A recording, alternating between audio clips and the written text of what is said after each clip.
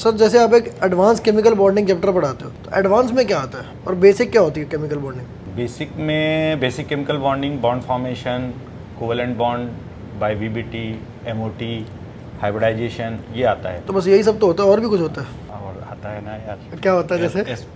SPDF में जो हम जाते हैं तो उसमें ब्रिज बॉन्ड आता है, बैक बॉन्ड आता है, अच्छा, और ऑड इलेक्ट्रॉन बॉन्ड आता है। ऑड इलेक्ट्रॉन बॉन्डिंग, नाम सुने हो बस, ये नाम सुने दिल्ली में पढ़ाते नहीं है सब। तो ये एडवांस बॉन्डिंग आ जाती है, थोड़ी ट्रिकी होती है ये, है ना। तो ये तो सर इंटरनेट पे कहते हैं एनसीईआरटी, काफी एनसीईआरटी में तो ऐसा है एनसीईआरटी नहीं? में लिखा हुआ है, है सब? इसका डिस्क्रिप्शन, जैसे डाइबोरेन का स्ट्रक्चर है एनसीईआरटी में है, लेकिन वो ब्रिज बॉन्ड से थ्रू आता है।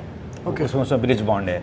और जैसे फजान सुरू का एप्लीकेशन है वो एस ब्लॉक में कवर होता है। तो इसको पढ़ने के बाद आपकी जो ब्लॉक केमिस्ट्री है, S block element, P block element, D block element, F block element, ये बहुत ईजिली समझ में आते हैं बच्चों को। ब्लॉक केमिस्ट्री को अगर हम डिवाइड करें तो 3 पार्ट में है।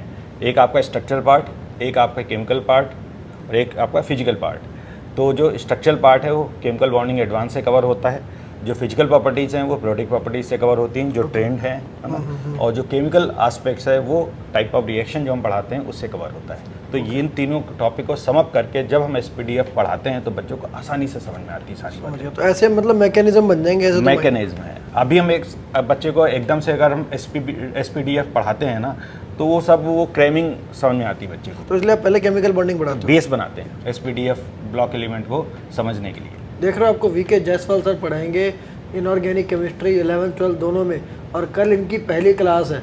तो जिन्होंने भी वाइब्रेंट का बैच अभी तक ज्वाइन नहीं किया, ज्वाइन कर लो। चैनल के बारे में आपको उसका लिंक मिल जाएगा। All the best.